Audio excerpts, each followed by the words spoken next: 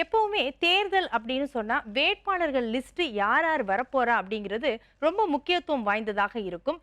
அது போன்று இந்த நாடாளுமன்ற தேர்தலையும் ஸ்டார் வேட்பாளர்கள் யார், நட்சத்திர வேட்பாளர்கள் யார் அப்படிங்கிற ஒரு எதிர்பார்ப்பு இருந்தது. இப்போது அந்த வேட்பாளர்களும் களத்தில் பிரச்சாரம் பண்ணிட்டு இருக்கிறாங்க. அவங்க அப்படி பார்க்கும்போது அந்த வேட்பாளர்கள் அப்படிங்கிறதும் அவர்களுடைய தொகுதியும் முக்கியத்துவம் பெறுகிறது. அதை பற்றி தான் நம்ம விரிவாக பேச இருக்கிறோம். விருந்தினர்களாக பாஜகவின் செய்தி தொடர்பாளர் பேராசிரியர் திரு ஆசீர்வாதம் ஆச்சாரி அவர்களும் அரசியல் விமர்சகர் திரு கலை அவர்களும் இணைந்திருக்கிறார்கள். வணக்கம். கோயம்புத்தூர் ஒரு முக்கியமான தொகுதி. பாஜக தரப்பில் பாஜக மாநில தலைவராக இருக்கக்கூடிய அண்ணாமலை அவர்கள் களம் இறக்கப்பட்டிருக்கிறார் கோயம்புத்தூர் தொகுதியில். அதிமுக தரப்பில் சிங்கை ராமச்சந்திரன், திமுக தரப்பில் கணபதி ராஜ்குமார், நாம் தமிழர் கட்சி சார்பில் கலாமணி ஜெகநாதன் களமிறக்கப்பட்டுள்ளார். இந்த தொகுதியில் உள்ள முக்கிய குறைகள் அப்படின்னு பார்க்கும்போது, கோவை ரயில்வே திட்டங்களின் வளர்ச்சி விரிவாக்கமாக கூடுதல் தேவையாகவும், குறிப்பா கோவையிலிருந்து பெங்களூருக்கு இரவு நேர ரயில்கள் தேவைப்படுகிறது அப்படிங்கிறது ரொம்ப நாள் கோரிக்கையாக இருக்கு இந்த பகுதி மக்களிடையே. அடுத்து கோவை விவசாயிகளுக்கான வேளாண் ஆய்வு கூடங்கள் அமைக்க வேண்டும் அப்படிங்கிற கோரிக்கை இருக்கிறது. அடுத்து கேஸ் சிலிண்டர் விலை உயர்வை, பெட்ரோல் டீசல் விலை உயர்வை சாமானியர்கள் உபயோகிக்கக்கூடிய விலையில் கொண்டு வர வேண்டும். அதாவது சிலிண்டர், பெட்ரோல், டீசல் இதெல்லாம் குறைக்க வேண்டும் என தொழில் நகரமாக இருப்பதால் இந்த கோரிக்கை அப்படிங்கிறதும் இருக்கு.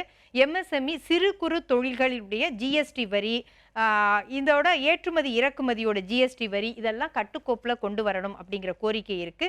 விமான நிலைய விரிவாக்கம் குறித்த கோரிக்கையும் இருக்கு. ஒரு முக்கியமான தொகுதியாக கோயம்புத்தூர் பார்க்கப்படுகிறது. பாஜகவுக்கு கொங்கு எங்களுடைய கோட்டை அப்படின்னு பாஜகவும் சொல்கிறது, அதிமுகவும் சொல்லக்கூடிய ஒரு தொகுதியாக இது இருக்கிறது. ஆக இங்கு யாருக்கும் இடையே போட்டி? பாஜக வெர்சஸ் அதிமுகவா, அல்லது பாஜக வெர்சஸ் திமுகவா, அல்லது அதிமுக வெர்சஸ் திமுகன்னு சொல்லிட முடியுமா போன்ற பல கேள்விகளுடன் இந்த தொகுதியை பற்றி நாம் பேச இருக்கின்றோம். ஆசீர்வாதம் ஆச்சாரி அவர்களிடமிருந்தே ஆரம்பிக்கிறேன். கோயம்புத்தூர் ஒரு பாஜகவுடைய மாநில தலைவராக இருப்பவர் இங்கு வேட்பாளராக களமிறக்கப்பட்டிருக்கிறார். அதற்கான காரணம் என்ன?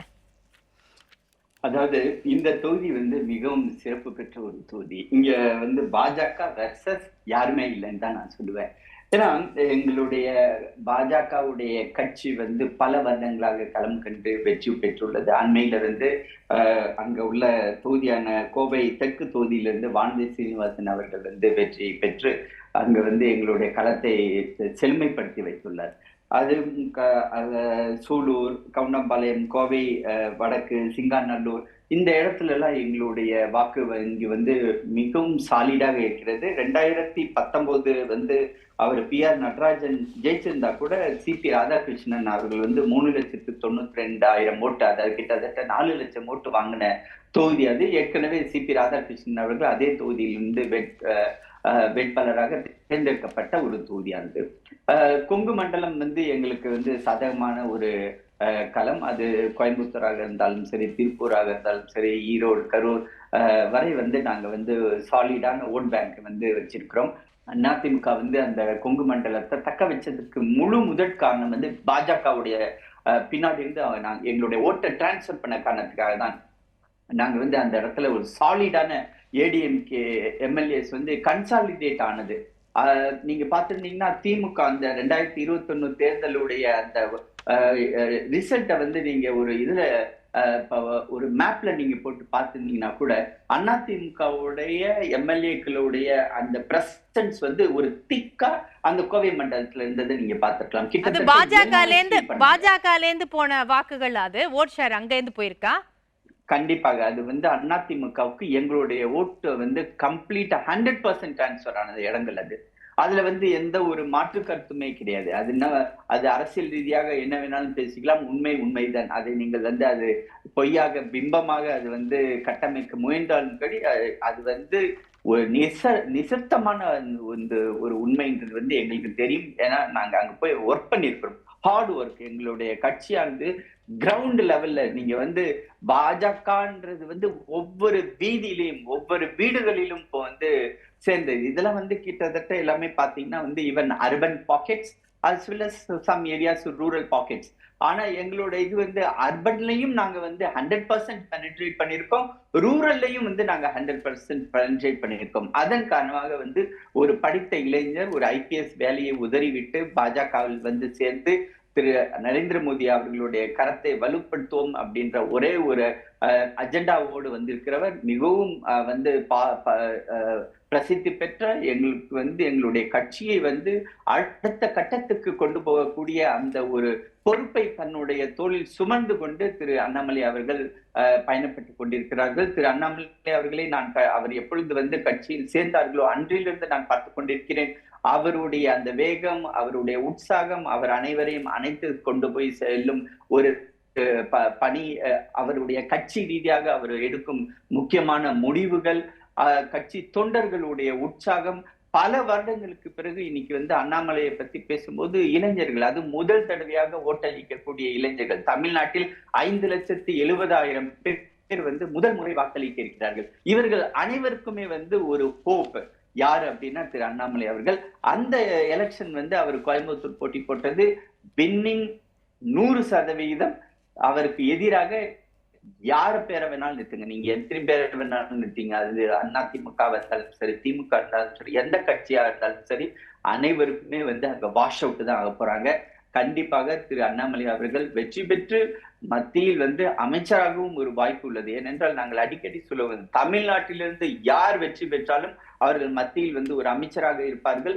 அந்த ஒரு கேரண்டி வந்து இப்பொழுது இங்கு வந்து நாங்கள் கொடுக்க முடியும். திரு அண்ணாமலை அவர்கள் மத்திய அமைச்சராக தமிழ்நாட்டுக்கு முழுக்குமே வந்து அவர் வந்து நல்லது செய்ய காத்து கொண்டுள்ளார்.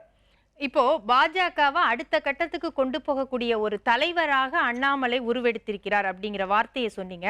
அப்படி இருக்கும்போது கட்சியை இன்னும் தமிழ்நாட்டில் வளர்க்க வேண்டிய ஒரு கட்டாயம் இருக்கு. இந்த சூழ்நிலையில ஒரு வேட்பாளராக ஒரு கோயம்புத்தூர்ல அவரை நிறுத்தி சுருக்கணுமா? இல்ல, அது வேட்பாளர்ன்றது வந்துங்க, அவர் வந்து கிட்டத்தட்ட பாத்தீங்கன்னா ஒரு 25 நாள் 30 நாள் தான். அதுக்கு பிறகு வந்து அவர் பழையபடி அவர் கட்சி பணியை ஆற்ற போகிறார். அவர் வந்து தேர்ந்தெடுக்கப்பட்ட பிறகு பாராளுமன்ற உறுப்பினர், மத்திய அமைச்சராக தமிழ்நாடு பூரா அவர் வந்து அதான் கேக்குறேன். அமைச்சரா நீங்க கொண்டு போய் டெல்லியில வைக்கணும்னு நினைக்கிறீங்களே, இங்க தமிழ்நாட்டுல அவருடைய பணி தேவை அப்படிங்கிறது இல்லையா? ஒண்ணு.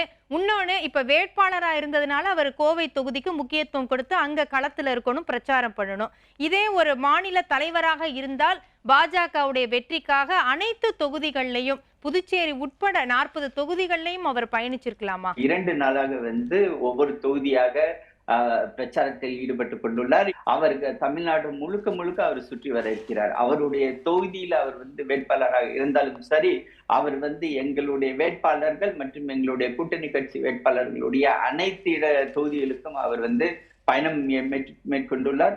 அடுத்ததாக மத்தியில வந்து அவர் அமைச்சராயிட்டாருன்னா அவர் ஏதோ தமிழ்நாட்டை வந்து உற்றுவார்ன்றது வந்து ஒரு தவறான கருத்து. ஆக்சுவலி அப்பதான் அவரால் வந்து மத்தியில் அமைச்சராக இருந்தால்தான் அவரால் தமிழ்நாட்டுக்கு இன்னும் அதிகமான திட்டங்களை அவர் வந்து கேட்டு பெற்று கொண்டு வந்து சேர்க்க முடியும். அது வந்து அதை பாசிட்டிவா பார்க்கணுமே ஒழிய அதை வந்து நெகட்டிவா பார்க்க தேவையில்லை. எங்களுடைய கட்சியுடைய மாநில தலைவர் ஒரு உற்சாகத்தோடு களம் காணுகிறார். மாநிலம் முழுவதும் சுற்றி வந்தாலும் தன்னுடைய தொகுதியை அவர் தக்க வைத்துள்ளார். சரி, தமிழ்நாட்டின் நலனுக்காக தமிழ்நாட்டிலிருந்து ஒரு அமைச்சர் வேண்டும் அப்படிங்கிறதுக்காக அண்ணாமலை அவர்கள் களமிறக்கப்பட்டுள்ளார் அப்படிங்கிறத நான் புரிஞ்சுக்கிறேன். ஆக அண்ணாமலை அவர்களுக்கு எதிராக யாருமே இல்லை, போட்டியே இல்லை அப்படிங்கிறத நீங்க குறிப்பிட்டதா நான் புரிஞ்சுக்கிறேன். கலை அவர்களிடம், இப்போ கோயம்புத்தூர் தொகுதி அப்படிங்கிறது மிக முக்கியமான ஒரு நட்சத்திர தொகுதி. அங்க நிக்கிறவரும் வந்து நட்சத்திர கேண்டிடேட்டா தான் நம்ம பார்க்கப்படுகிறது, நட்சத்திர வேட்பாளராக அண்ணாமலை அவர்கள், ஒரு மாநில தலைவரே வந்து அங்க களமிறக்கப்பட்டிருக்கிறார். இதுல அதிமுக தரப்பில் சிங்கை ராமச்சந்திரன், இவருடைய தந்தைன்னு பார்க்கும்போது அங்க வந்து சிங்காநல்லூர்ல சட்டப்பேரவை உறுப்பினராக இருந்தவர் 1991 96 சமயத்துல. இவர் தகவல் தொழில்நுட்ப பிரிவில் இருக்கிறார். இப்ப அண்ணாமலை அவர்கள் வேட்பாளராக அறிவித்த உடனே ஐ ஆம் வெயிட்டிங் அப்படின்னு உடனே சமூக வலைத்தளத்தில் போட்டவர் சிங்கை ராமச்சந்திரன். அப்ப போட்டி இந்த தொகுதியில அப்படின்னு பார்க்கும்போது எப்படி இருக்கும்? ஆசீர்வாதம் ஆச்சாரி அவர்கள் அண்ணாமலைக்கு முன்னாடி யாருமே நிக்க முடியாது அப்படிங்கறத குறிப்பிட்டதையும் நீங்க கருத்துல எடுத்துக்கிட்டு உங்களுடைய கருத்தை பதிவு செய்யலாம். பாஜக தமிழ்நாட்டில் செய்ய முடிகிற முனைப்பான விஷயம் அதுதான். எப்படி மோடியை பாஜக செல்வாக்கை தாண்டி ஒரு செல்வாக்கு அவருக்கு இருக்குது இந்தியா முழுவதும் சொல்லி ஒரு கட்டுமானத்தை உருவாக்குனாங்களோ அதே மாதிரி ஒரு கட்டுமானத்தை பாஜக செல்வாக்கை தாண்டி அண்ணாமலையினுடைய செல்வாக்கு இருக்குது அப்படின்னு உருவாக்க முயற்சி பண்ணுறாங்க. அண்ணாமலை மோடி ஆக முடியாது. அவர் பல கட்டங்களாக வந்தவர். இவர் இன்றைக்கி தான் திடீர்னு அரசியலுக்கு வந்தவர். இவரை தூக்கி அந்த இடத்துல நிறுத்த முடியாது. ஆனா தமிழ்நாட்டை பொறுத்த வரைக்கும் நீங்க மோடி அவர்களே இந்திய அளவுல சொல்றீங்க. தமிழ்நாட்டை பொறுத்த வரைக்கும் பாஜகவை அதிகமா மக்கள் வந்து பழகுறதுக்கும் அதை புரிஞ்சுக்கிறதுக்குமான ஒரு வடிகாலா அண்ணாமலை அவர்கள் அண்ணாமலை இருந்திருக்கிறார். வந்து ஒரு ப்ரோ ஆக்டிவாக வேலை செஞ்சுருக்காருங்கிற நான் ஒத்துக்கிறேன். மற்றவங்களோட ப்ரோ ஆக்டிவாக வேலை செஞ்சுருக்காரு. சில சமயங்கள் அதுவே இவங்களுக்கு எதிராகவும் போகும். அவர் அதுவே நீங்கள் பாத யாத்திரை நடத்தினால நடைபயணம் நடத்துனதுனால ஒரு கட்சி மேலே வந்துடும்னா தமிழ்நாட்டில் மதிமுக தான் வந்திருக்கணும். வைகோ அளவுக்கு யாருமே நடக்கலை. அவர் அவ்வளோ தூரம் நடந்தார். ஆனா இன்னைக்கு அவர் எடுத்து வைக்கக்கூடிய கருத்துக்கள் சார் நம்ம மறுக்க முடியுமா? அண்ணாமலை அவர்களுடைய கருத்தா இருக்கட்டும், திமுகவுக்கு எதிராக உடனே பேசுறதா இருக்கட்டும், இந்த விஷயங்கள் எல்லாம் இளைஞர்கள் மத்தியிலையும் சரி தமிழ்நாட்டு மக்கள் மத்தியிலையும் கண்டிப்பா ஒரு எழுச்சியை ஏற்படுத்தி இருக்குதானே. திமுகக்கான அதிருப்தி வாக்குகளை வாங்குறதுக்காக அவர் பேசுறாரு. ஆனா அமைப்பு ரீதியா அவங்க இல்லைங்க. எல்லா இடங்கள்லையும் இருக்கணும். அமைப்பு ரீதியாக இல்லாமல் நீங்கள் எப்படியும் ஒரு தனி நபரை முன்னிறுத்தி நீங்கள் ஒரு தேர்தலில் வெற்றி பெற முடியாது. என்னை பொறுத்தவரை சொன்ன அண்ணாமலை என்ற பரங்கி மலையை இமயமலையாக ஊதி பெருக்கி காட்ட பாஜக தமிழ்நாட்டில் முயற்சி பண்ணுறாங்க. அது வீண் முயற்சி. நான் ஒத்துக்கிறேன் ஒரு விஷயம், கோயம்புத்தூர் தொகுதியில் பாஜகவுக்கு ஒரு வாக்கு வங்கி இருக்குது. ஆனால் அந்த தொகுதியில் அதிமுக வந்து அது அதிமுகவுடைய கோட்டை. அது 10 இடத்துல சட்டமன்ற தேர்தலில் 9 இடத்துல அதிமுக வந்துச்சு. ஒரு இடத்துல வானதி சீனிவாசன், அது என்ன வானதி சீனிவாசன் என்ன பண்ணாங்க, தெற்கு தொகுதி அதிமுகவுக்கு அந்த 10 தொகுதிகளிலே மிக பலமான தொகுதி. அங்கே இருந்த வேட்பாளரை வடக்கு தொகுதிக்கு மாற்ற சொல்லி வம்பு பண்ணி கடைசி வரைக்கும் போராடி அந்த தொகுதியை வாங்கினாங்க. அதிமுக பலமான தொகுதி நம்ம நின்னாதான் ஜெயிக்க முடியும் சொல்லிட்டு. ஆனா ஓட் ஷேர் இங்க தான் மாறி இருக்குங்கிறாரு ஆசீர்வாதம் ஆச்சாரி அவர்கள் பேசும்போது. ஓட் ஷேர் பாஜகவில் இருந்து அதிமுகவுக்கு மாறினதுனால தான் சட்டப்பேரவை தேர்தலில் 10 தொகுதிகள் அதிமுகவுக்கு கிடைச்சிதுங்கிறார். ஏங்க அதெல்லாம் ரொம்ப விதர்த்தமான பேச்சுங்க. எப்படிங்க ரியாலிட்டி என்ன இருக்குது? நீங்கள் 2014 தனித்தனியாக நின்னாங்க. அதிமுக வாங்கின ஓட்டு 37.24, பாஜக 33.62 வாக்கு வாங்கினாங்க. திமுக 3ஆம் இடத்துக்கு தள்ளப்பட்டது. உண்மையிலே பாஜக 2ஆம் இடத்துல இருக்குங்கிறது அந்த தேர்தலில் தெரிஞ்சிச்சு தனித்தனியாக நின்னப்ப. அதை வேணால் நான் ஒத்துக்கிறேன். ஆனால் இவங்க நின்னதுனால என்ன ஆச்சுன்னா, இந்த 2 பேர் இவ்வளோ வாக்கு வங்கி இருக்குல்ல, முதல் 2 இடத்துல இருக்காங்கன்னு 2014 ப்ரூவ் ஆயிருக்கு. 2019 அங்கே சிபிஎம் கேண்டிடேட்டுக்கு எதிராக பாஜகவை நிறுத்தினா என்ன வாங்குறாங்க? 31.45 தான் வாங்குறாங்க. சிபிஎம் கேண்டிடேட் 45% வாங்குறாரு. அங்கே அதிமுக நின்னா ஜெயிச்சிருப்பாங்க. அதாவது எந்த இடத்துல பாஜக நிற்கிதோ அதிமுக கூட்டணியில் அங்கெல்லாம் கடுமையாக தோற்று போகிறாங்க. ஏன்னா பாஜக தமிழ்நாட்டு மக்கள் ஏற்றுக்கொள்வதில்லை. அதே இடத்துல நான் அதே சொன்னேன், ராமநாதபுரத்தில் சொன்னேன், அன்வர் ராஜா நிற்கிறப்ப 40% மேலே வாங்குறாரு. பாஜக நிற்கிறப்ப 27% தான் வாங்க முடியுது.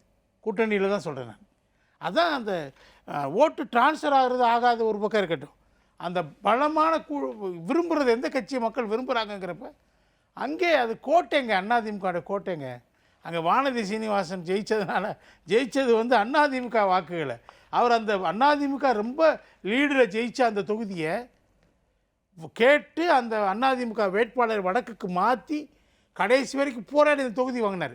வடக்கு கொடுத்தா வாங்க மாட்டேன்ட்டாங்க. ஆனால் அந்த வடக்குலேயும் அதிமுக வேட்பாளர் ஜெயித்தார், அம்மன் அர்ஜுன் சொல்லிட்டு. இங்கே இருந்தவர் அங்கே போய் அங்கே ஜெயித்தார், மாவட்ட செயலாளர். ஆனால் இவங்க போய் தான் ஜெயிக்க முடியாது. அதான் நான் என்ன சொல்கிறேன், நீங்கள் ஓவர் எஸ்டிமேட்ஸும் பண்ணக்கூடாது. நீங்கள் கொஞ்சம் வளர்ந்துருக்கீங்க, நான் ஒத்துக்கிறேன். அந்த வளர்ந்த அளவுக்கு மட்டும் பேசுங்க. நீங்கள் உதாரணமாக அசம்பிளி 2021 இதே கோவையில் என்ன ரிசல்ட் வருது? 2021 அசம்பிளியில் அதிமுக 45% வாங்குது.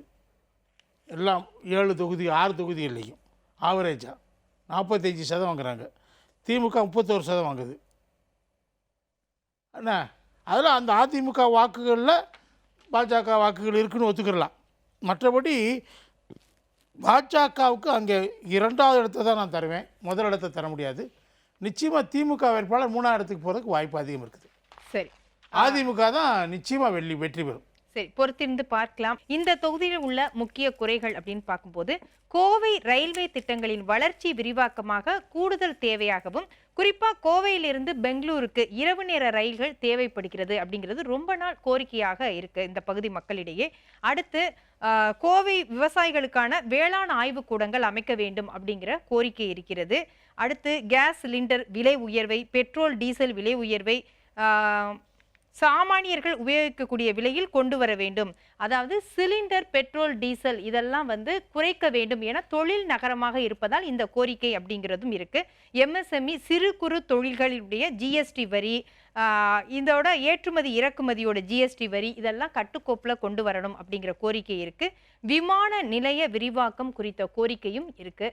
பொறுத்திருந்து பார்க்கலாம் கோவை தொகுதியில் என்ன முடிவு, யார் ஜெயிக்க போகிறார்கள், கிரீடம் யாருக்கு என்பதை மக்கள் தீர்ப்பை பொறுத்து நாம் தெரிந்து கொள்ளலாம்.